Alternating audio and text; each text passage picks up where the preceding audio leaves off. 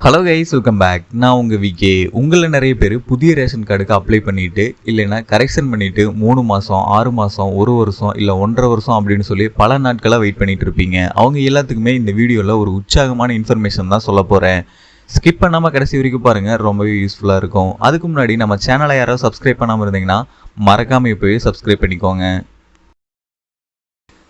தமிழக மக்கள் எல்லாத்துக்குமே புதிய ரேஷன் கார்டு 11/7/2024 இந்த தேதியிலிருந்து வழங்க ஆரம்பிச்சிட்டாங்க. இதுக்கான முதல் கட்ட நடவடிக்கையாக என்ன பண்ணியிருக்காங்க அப்படின்னு பார்த்தீங்கன்னா, காலையில் 6 மணிலிருந்து யார் யார் புதிய ரேஷன் கார்டுக்கு அப்ளை பண்ணீங்களோ அவங்க எல்லாத்துக்குமே அரசு அலுவலகங்கள்லேருந்து கால் பண்ணி குறிப்பிட்ட சில டாக்குமெண்ட்ஸ் எல்லாமே எடுத்துக்கிட்டு 10 மணிக்கு மேலே தாலுகா ஆஃபீஸ் வர சொல்லியிருக்காங்க.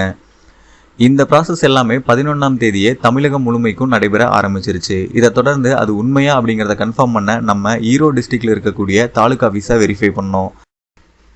அப்போது அங்கே ரேஷன் கார்டு வழங்கும் பணி தீவிரமாக நடந்துட்டு இருந்துச்சு. இதற்கான முதல் கட்ட நடவடிக்கை எப்படி ஆரம்பிச்சது அப்படின்னு பார்த்தீங்கன்னா, காலையில் 6 மணிலிருந்து அந்த அன்னைக்கு யார் யாருக்கு ரேஷன் கார்டுக்கான வெரிஃபிகேஷன் பண்ணி ரேஷன் கார்டு வழங்கியதுக்கான ஸ்டெப் மூவ் பண்ணுறாங்களோ அவங்க எல்லாத்துக்குமே கால் பண்ணியிருக்காங்க. 10 மணிக்கு தாலுகா ஆஃபீஸ் வர சொல்லியிருக்காங்க. அப்படி வரும் பொழுது குறிப்பிட்ட சில சான்றிதழ்கள் கேட்டிருக்காங்க.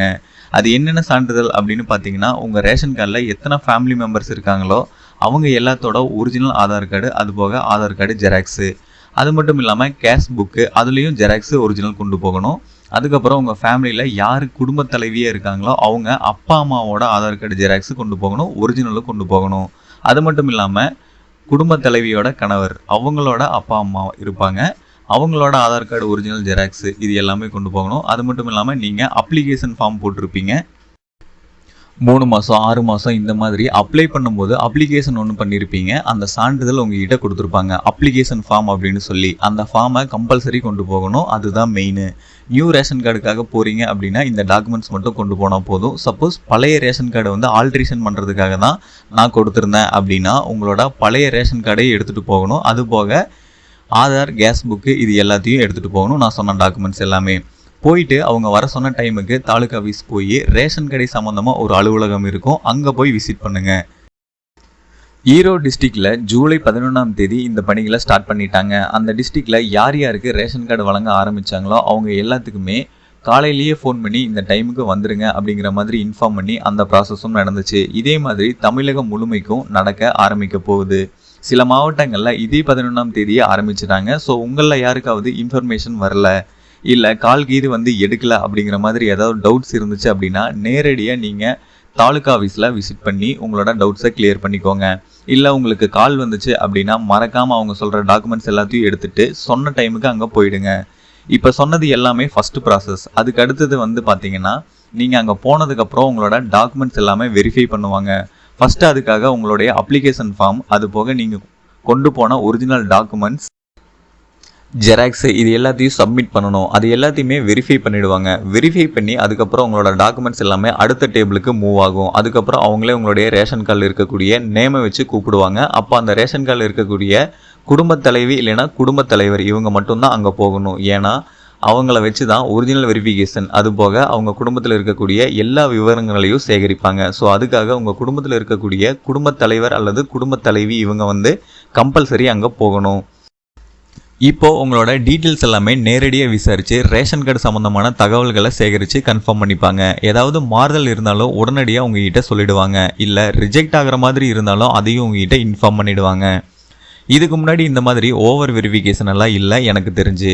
இப்போ வந்து ரொம்பவே ஸ்ட்ரிக்ட் பண்ணியிருக்காங்க. ஸோ உங்களோட டாக்குமெண்ட்ஸ் எல்லாத்தையும் பக்காவாக கொண்டு போயிடுங்க. இல்லை அப்படின்னா அங்கே இருக்கக்கூடிய கூட்டத்தில் உங்களை திருப்பி அனுப்பிச்சா நீங்கள் நீண்ட நேரம் வெயிட் பண்ணுற மாதிரி இருக்கும். ஸோ ஒன்று வந்து டாக்குமெண்ட் வெரிஃபிகேஷன், ரெண்டாவது வந்து நேரடியாக உங்ககிட்ட கலந்தாய்வு செஞ்சு உங்களோட டீட்டெயில்ஸ் கேதர் பண்ணிப்பாங்க. அது முடிச்சதுக்கப்புறம் நெக்ஸ்ட் என்ன அப்படிங்கிறத உங்ககிட்டயே சொல்லிவிடுவாங்க. அதாவது அடுத்து வந்து பார்த்தீங்கன்னா ஒரு 5 நாட்கள்லேருந்து 15 நாட்களுக்குள்ளே உங்களோட வீட்டுக்கு வெரிஃபிகேஷன் வருவாங்க. ஸோ நீங்கள் சொன்ன டீட்டெயில்ஸ் எல்லாமே உண்மையாக உங்கள் வீட்டில் எத்தனை பேர் இருக்காங்க அப்படிங்கிறத கன்ஃபார்ம் பண்ணுறதுக்காக. இப்போ நேரடியாக வந்ததுக்கப்புறம் உங்கள் வீட்டில் வெரிஃபிகேஷன் கன்ஃபார்ம் பண்ணிட்டாங்க அப்படின்னா அதுக்கப்புறம் 5 நாட்கள்லேருந்து 15 நாட்களுக்குள்ளே உங்களுக்கு கார்டு கைக்கு வந்துடும். அதாவது இன்றைக்கி நீங்கள் வந்து தாலுகா ஆஃபீஸ் போய் டாக்குமெண்ட்ஸ் வெரிஃபிகேஷன் பண்ணுறீங்க அப்படின்னா அதிலிருந்து 25 நாட்களில் உங்களுக்கு கார்டு வந்துடும். ஆனால் இதில் என்ன ட்விஸ்ட் அப்படின்னு பார்த்தீங்கன்னா, இந்த 3 வெரிஃபிகேஷன்லேயும் உங்கள் சைடில் எந்த மிஸ்டேக்கும் இல்லாமல் இருக்கணும். அப்படி இருக்கிற பட்சத்தில் கம்பல்சரி உங்களுக்கு கார்டு வந்துடும் எக்ஸாக்டாக 1 மந்த்துக்குள்ளே. சப்போஸ் ஏதாவது ஒரு மிஸ்டேக் இல்லை டாக்குமெண்ட்ஸ் ஏதாவது கரெக்டாக இல்லை, நீங்கள் சொன்ன டீட்டெயில்ஸ் ஏதாவது மிஸ்மேட்ச் ஆகுது, இல்லை உங்களோட வீட்டுக்கு வெரிஃபிகேஷன் வந்து அதில் நீங்கள் சொன்ன டீட்டெயில்ஸ் ப்ராப்பராக இல்லை அப்படிங்கிற சமயத்தில் உங்களோட கார்டு ரிஜெக்ட் ஆகிடும். அதுக்கப்புறம் நீங்கள் ஃபஸ்ட்டு இருந்து எல்லா ப்ராசஸுமே பண்ணுற மாதிரி இருக்கும், பார்த்துக்கோங்க. அடுத்ததாக ஒரு சில பேருக்கு இன்னும் call or message ration card சம்மந்தமாக வராமல் இருக்கும். அவங்க எல்லாத்துக்குமே இதுக்கப்புறம் தான் வரும். ஏன் அப்படின்னு பார்த்தீங்கன்னா, கடந்த ஜூலை 11ஆம் தேதியிலிருந்து தான் ரேஷன் கார்டு வழங்குறதுக்கான பணிகள் தீவிரமாக இறங்கியிருக்காங்க தமிழகம் முழுவதும். ஸோ அதனால் கிட்டத்தட்ட 1.5 லட்சம் கார்டுகள் வந்து பெண்டிங்கில் இருக்குது. புதுசாக அப்ளை பண்ணவங்களோடது ஒரு நாளைக்கு இவ்வளோ அப்படின்னு சொல்லி கணக்கிட்டு கூடிய விரைவில் உங்களோட கார்டையும் வழங்கிடுவாங்க. அதையும் மீறி உங்களுக்கு அர்ஜென்ட்டாக இருக்குது, இல்லை என்ன ஸ்டேட்டஸ் அப்படிங்கிற டீட்டெயில்ஸ் எல்லாமே தெரிஞ்சுக்கணும் அப்படின்னு நினச்சிங்கன்னா, உங்களுக்கு பக்கத்தில் இருக்கக்கூடிய தாலுகா ஆஃபீஸை ஒரு தடவை விசிட் பண்ணி தற்போதைய நிலவரம் என்ன அப்படிங்கிறத தெரிஞ்சுக்கோங்க. தாலுகா ஆஃபீஸ் போனீங்க அப்படின்னா ரேஷன் கார்டுக்குன்னு ஒரு தனி செக்ஷன் இருக்கும். அந்த செக்ஷனுக்கு நேரடியாக போய் உங்களுடைய டவுட்ஸை கிளாரிஃபை பண்ணிக்கோங்க.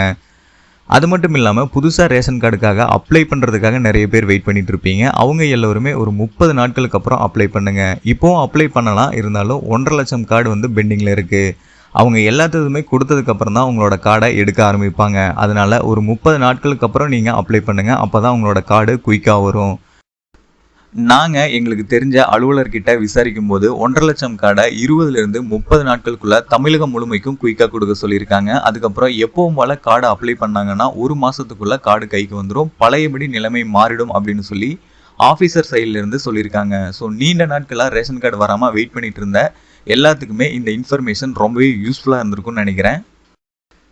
அப்படி இருந்திருந்தால் இந்த வீடியோக்கு ஒரு லைக் பண்ணிவிட்டு இந்த மாதிரி நிறைய தகவல்களை உடனுக்குடனே தெரிஞ்சுக்கிறதுக்கும் நிறைய பணம் சம்மந்தப்பட்ட வீடியோஸை உடனுக்குடனே பார்க்குறதுக்கும் நம்ம சேனலை யாராவது சப்ஸ்கிரைப் பண்ணாமல் இருந்தீங்கன்னா மறக்காமல் இப்போவே சப்ஸ்கிரைப் பண்ணிக்கோங்க. அப்படியே பக்கத்தில் இருக்க பெல் பட்டனையும் கிளிக் பண்ணிடுங்க. அப்போ தான் நான் போடுற ஒவ்வொரு பயனுள்ள வீடியோவும் உங்களுக்கு உடனுக்குடனே நோட்டிஃபிகேஷன்லாம் வந்து சேரும்.